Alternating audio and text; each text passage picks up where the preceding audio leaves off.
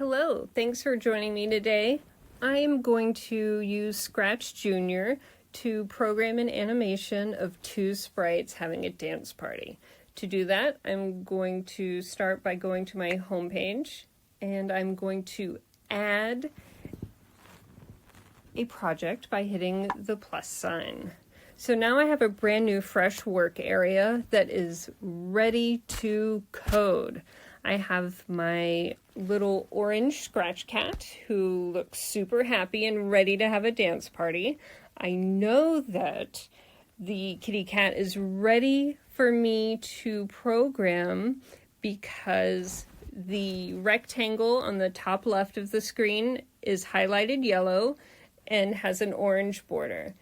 A second indication I have that the cat is ready to be programmed is there is a gray outline of the cat in our actual work area at the bottom of the screen. Now, I want to have a dance party, and the cat would like to have a friend for this dance party. So I'm going to add a new character, a new sprite, by clicking the plus sign on the left side of the screen under the cat. Now I have a whole menu of creatures and people and vehicles and vegetation and sports things and food. I am a really big fan of cacti, so I'm going to choose the cactus. I know that I have chosen the cactus because there's an orange border around the cactus's square. To make my selection, I'm going to tap the check mark in the top right corner of the screen. So now I have a cat and a cactus, and they are ready to go, except they're kind of stacked on top of each other. So I'm going to tap and drag my characters and move them around wherever I would like for them to be on the screen. I'm going to maximize my screen just to look at it large, and I'm going to minimize it by clicking the little icon on the left side. That is the same icon that I touched to maximize the screen, and I'm going to do it again to minimize. Okay, I can tell that I am in the work area for the cactus. However, I want to start with the cat, so I'm going to tap the cat.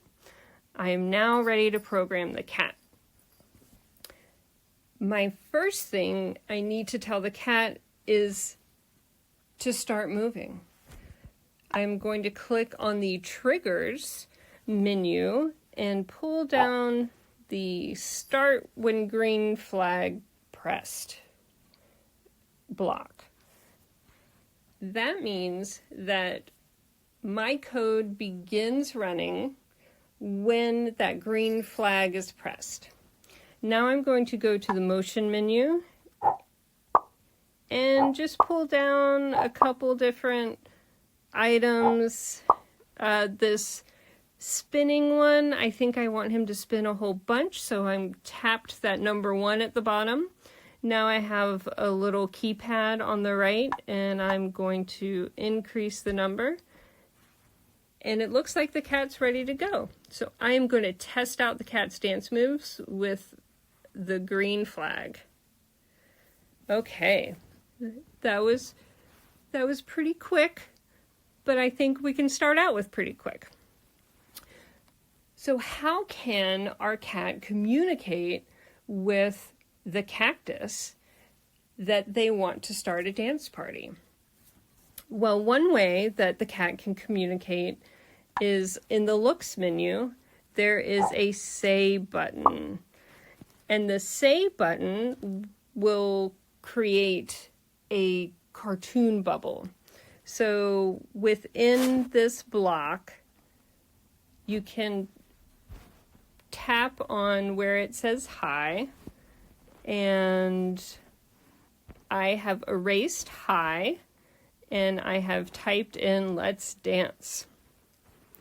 So now when we hit the green flag, there's some movement, and the cat says let's dance.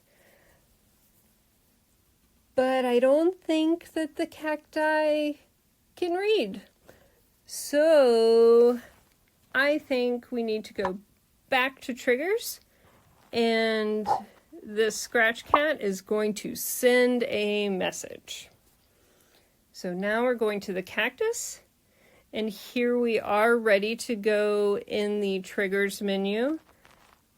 And I'm going to pull this envelope down, and this is the start when message received block.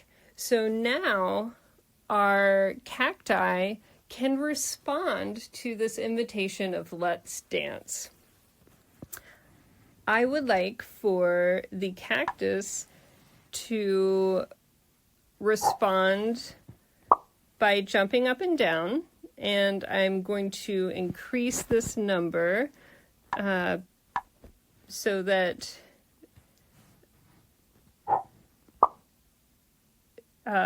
there's a lot more movement. I think I want the cactus to turn a little bit. So now I've got a step to the left, 10 jumps, and a step to the right. Let's see what that looks like. I'm going to test it by clicking the orange envelope. Wow. So that was super high. I think I'm going to bring that number down. Okay. I'm going to test it again. Much better. All right. So now let's maximize our screen and press the green flag to see what our entire program looks like. Okay, so our sprites are communicating with one another, but they're not dancing together. So I am going to minimize my screen, and to get our sprites to dance together, we're going to send another message. The cactus is going to send a message, and this envelope is orange, and I don't think the cacti wants to send another orange envelope because that would be really confusing. I'm going to click this little arrow under the envelope, and I'm going to pick purple. So now the cacti has sent a purple message, and I'm going to go back to the cat, and we are going to have the cat start a brand new line of code that will begin when the cat receives the purple envelope. I think that the spinning was pretty fun. Maybe we'll do a spin and a jump and a spin, but I want my spins to be the same. Let's test this out, see how that goes. Okay. A little subdued, but I'm okay with it. Now, let's do a quick test. We're going to maximize and check out our flag.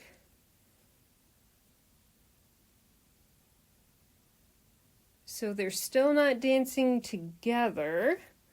I'm going to minimize, and I'm going to go back to my cactus. So right now, the way it's programmed is one character is dancing and another character is dancing in response, and I want them to dance together.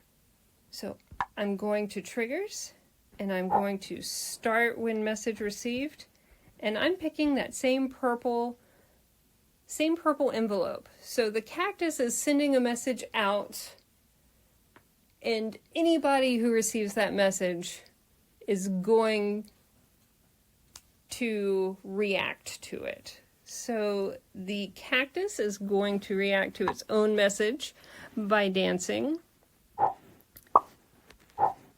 And I am going to have, let's see how this goes. I think it should move his arms around. All right, that's pretty fun. So now that everybody has 2 lines of code, I am going to go back to my maximize screen and press my green flag. Let's dance. All right, they are going. They've got their same dance routines. Wow. So I think that the cacti's dance routine is way faster than the cat's dance routine. So I'm going to add in a few jumps.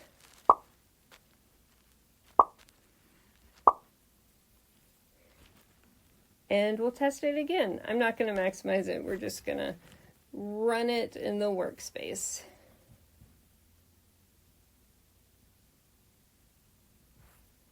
The cat still went a little long, but I'm not super worried about that. What I am worried about is that they're stopping really fast. I want this cacti and this cat to have a for real dance party. So I'm going to have their dance routine go on repeat.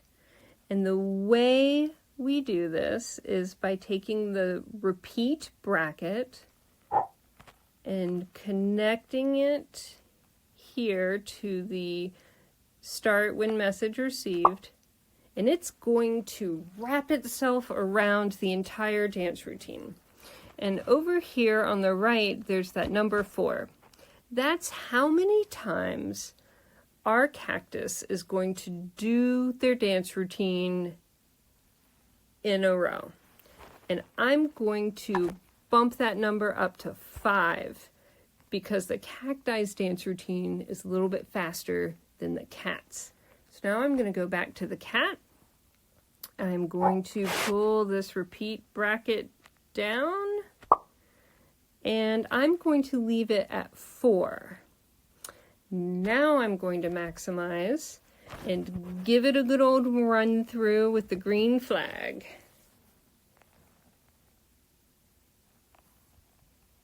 All right, there they go. They are having a great time, and they're dancing for a much longer amount of time now.